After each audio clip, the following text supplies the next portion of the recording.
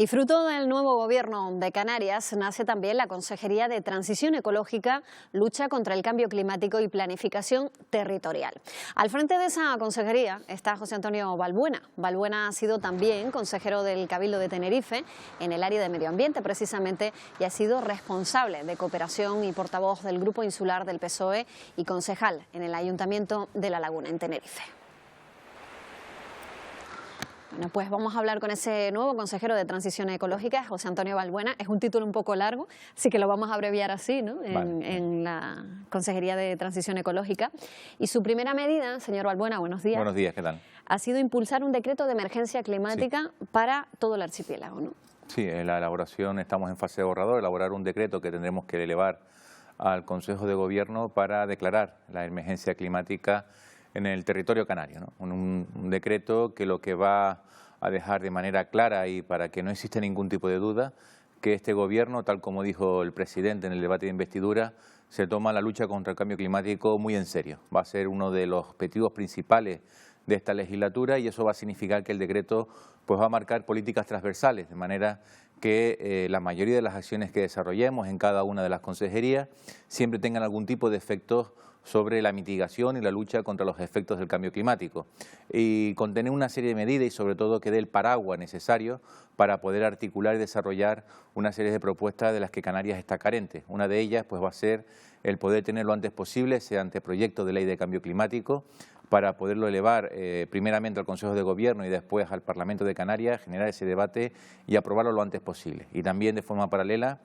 desarrollar el Plan de Acción Canarias de implantación de los Objetivos de Desarrollo Sostenible 2030 de las Naciones Unidas, tomando como base la estrategia que ya desarrolló el Parlamento en la legislatura anterior, encabezado por la que ahora es consejera de Economía, por Carolina Darias, y trasladar esa estrategia en un plan de acción de las cuales pues a partir de ahí podamos desarrollar una serie de iniciativas, todas de corte muy transversal, tocando pues distintas acciones políticas, como pueden ser acciones que tendrán, en las que la Consejería de Derechos Sociales de Noemí Santana pues tendrá un papel importante, donde la propia Consejería de Obras Públicas de Chano pues también va a tener un papel importante. La Consejería de Educación va a ser vital en la lucha contra el cambio climático porque la formación, ¿no? es Es importante otra también de las la educación, la formación, que se impone, ¿no? Son no solo de las generaciones actuales, sino también de las nuevas generaciones.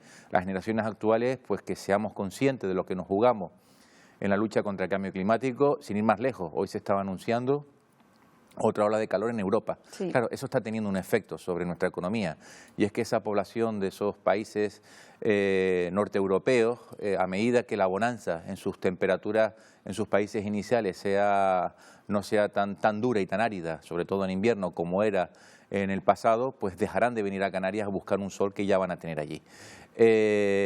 Por lo tanto, la educación va a ser vital, sobre todo porque va a suponer para la generación actual cambios de hábitos muy profundos, ¿no? Cambios de hábitos muy profundos que los chicos y chicas jóvenes en los colegios ya están tomando como un hábito natural en su día a día.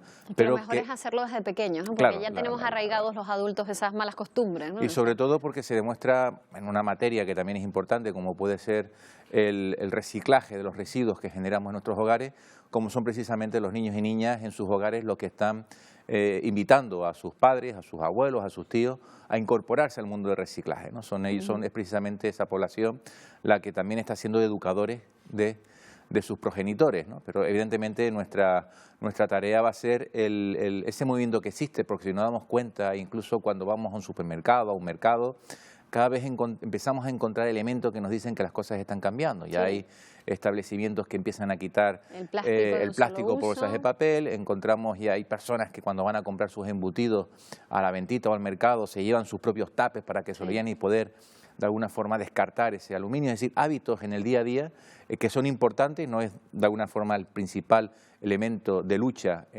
contra el cambio climático, pero que evidentemente hace que veamos que existe una conciencia, granitos de arena que hacen una montaña. Una conciencia cada vez mayor en lo que nos jugamos, en lo que se juega este planeta en estos 11 años, ¿no? Es decir, las Naciones Unidas ha definido el 2030 como el punto donde realmente tendremos que volver a evaluarnos y saber si hemos llegado al punto de no retorno y por lo tanto va a suponer una tragedia para un número importante de especies. Actualmente el Panel Internacional de la Biodiversidad cifra en torno a 1 millón de especies las que están en serio riesgo de amenaza por decir un dato, tradicionalmente, es decir, en el planeta Tierra siempre se producen cambios climáticos de un punto a otro del régimen de temperatura, pero esos cambios suelen durar en torno a 10 millones de años. En esos 10 millones de años los seres vivos tienen capacidad de poder readaptarse a las nuevas condiciones climáticas del planeta Tierra.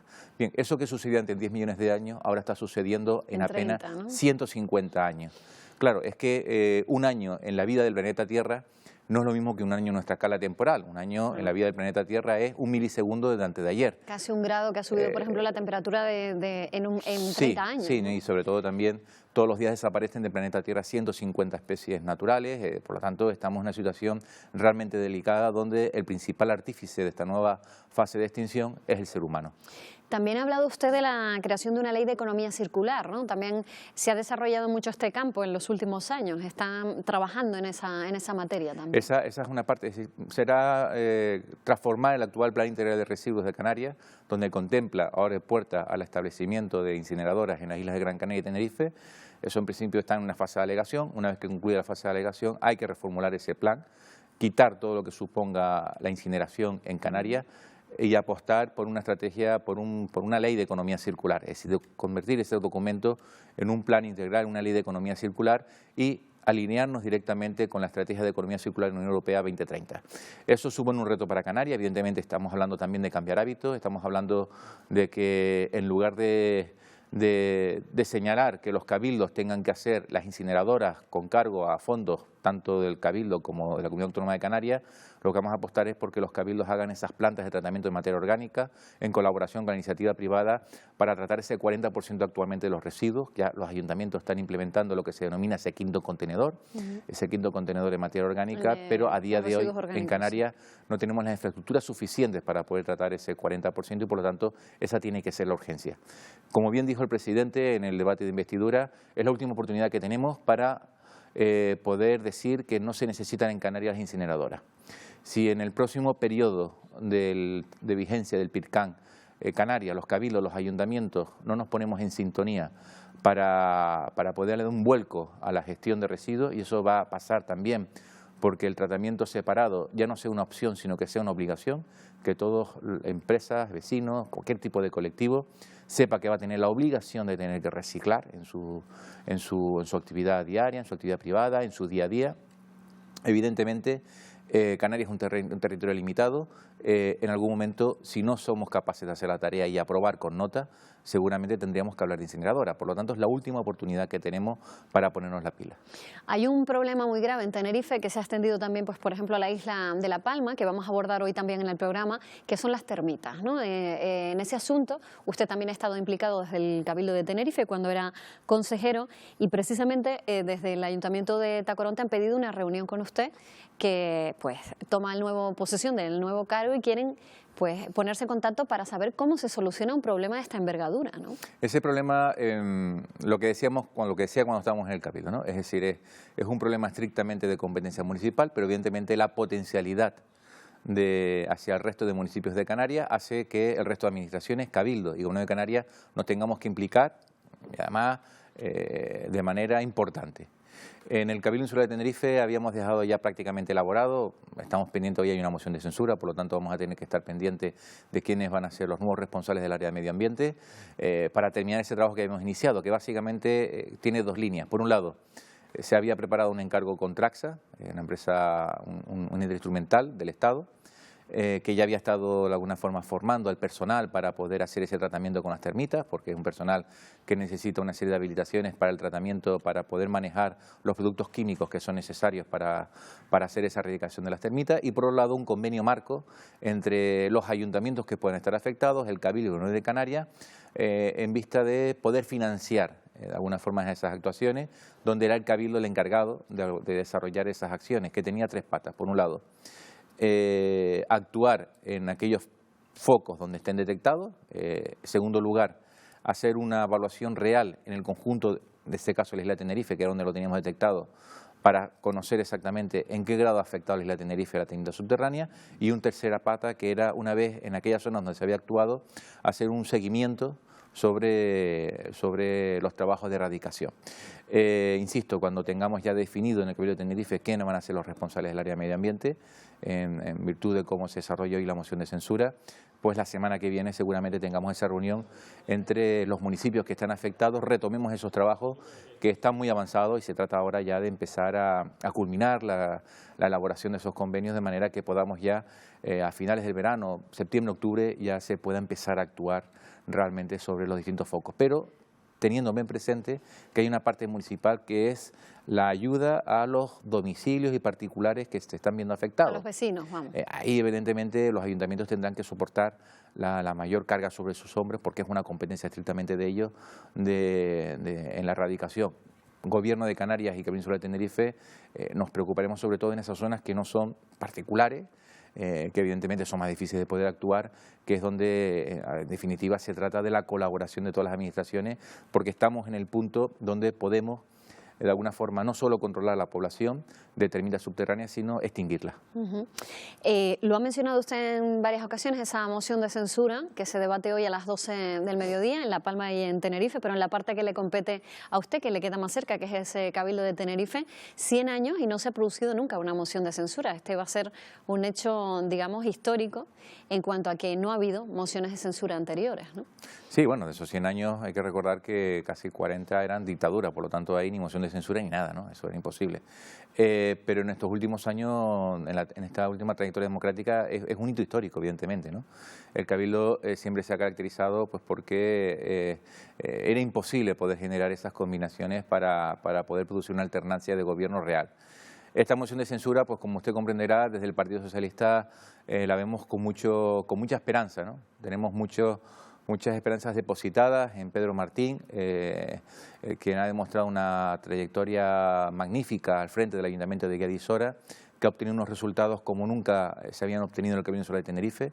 Hemos pasado de 7 consejeros a 11 consejeros, igualando el número de consejeros con Coalición Canaria y a poco menos de 1000 votos de diferencias de Carlos Alonso. Evidentemente el Cabildo de Tenerife, con esa particularidad donde la fuerza más votada automáticamente ostenta la presidencia, pues hace que se tuviese que intentar llegar a un acuerdo con otras fuerzas políticas. Siempre ha habido voluntad de acuerdo para intentar producir el cambio que necesita profundo en la presidencia del Cabildo de Tenerife con otros equipos encabezados por otro partido político distinto al que lo ha venido encabezando desde el año 87. Incluso el Partido Popular estaba de acuerdo en ese cambio. No sé muy bien qué ha pasado en el Partido Popular para que en estos últimos meses un rumbo que había de conversaciones profundas para intentar llegar a un acuerdo de gobierno entre Partido Popular, Ciudadanos y Partido Socialista, al final el Partido Popular a último momento se descolgó. Ahora se estaba criticando mucho a Ciudadanos que se les había engañado.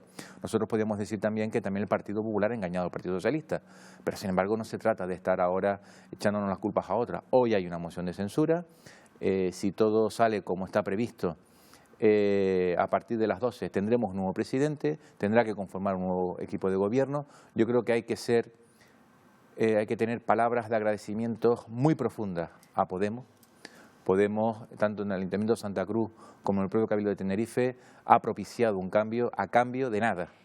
Señor Albuena, discúlpeme, estamos en tiempo, pero vale. no me quiero ir sin preguntarle antes por trasladar esa situación, por ejemplo, el papel que va a jugar Podemos en ese gobierno de España, que podría investir a Pedro Sánchez mañana, si Unidas Podemos finalmente está de acuerdo con, valga la redundancia, con ese acuerdo que le ofrecerá la vicepresidenta en funciones, Carmen Calvo. Si no, 2 meses hasta el 23 de septiembre y si no, convocatoria de elecciones, ¿no? Los españoles no están dispuestos a afrontar una segunda convocatoria en tan poco tiempo, ¿no? Yo creo que es necesario que nos pongamos de acuerdo. De hecho, una prueba de que el Partido Socialista estamos convencidos de que necesitamos llegar a un acuerdo es que hoy se van a producir nuevas reuniones intensas entre el Partido Socialista y Unidas Podemos para intentar llegar a un acuerdo que necesita este país. Este país no se puede permitir volver a nuevas elecciones y eso hace que seamos conscientes del papel que tenemos que desempeñar, de que esta amenaza que tenemos real de que en unas nuevas elecciones las 3 derechas puedan sumar y truncar una esperanza que depositaron los españoles el pasado 28 de abril es un riesgo muy cierto, ¿no? Y por lo tanto yo apelo a la responsabilidad por parte de la dirección de Unidas Podemos para que lleguemos realmente a un acuerdo. Yo creo que hay voluntad por parte del Partido Socialista de llegar a un acuerdo, pero evidentemente los acuerdos tienen que tener unos límites. Lo que no puede ser es que el acuerdo sea a costa de cualquier precio, ¿no? Y en esa línea, pues el presidente del Gobierno en funciones, Pedro Sánchez, pero sobre todo el equipo negociador, donde ha tomado las riendas la vicepresidenta Carmen Calvo, pues estoy convencido de que se van a hacer los esfuerzos necesarios, porque el Partido Socialista siempre se ha caracterizado en sus más de 140 años de historia por ser el partido de las grandes negociaciones, ¿no? Las negociaciones tienen muchas facetas, pero el Partido Socialista siempre ha intentado buscar grandes acuerdos y en algunas ocasiones sacrificando elementos importantes. Por lo tanto, esa tradición que tiene el Partido Socialista, que yo creo que es incuestionable, se volverá a manifestar y se volverá a poner sobre la mesa en estos días y esperamos que se pueda llegar a ese acuerdo y que España tenga ya un gobierno estable, porque lo necesitamos, ¿no? En Canarias, ahora el viernes me desplazo al Ministerio de Transición Ecológica, pero existe una serie de convenios que necesitamos terminar de materializar, pero para eso necesitamos un gobierno estable en el Reino de España. Bueno, pues esperamos que así sea. José Antonio Balbuena, consejero de Transición Ecológica, Lucha contra el Cambio Climático y Planificación Territorial. Muchísimas gracias por atendernos. Buenos días. A ustedes, buenos días por la oportunidad.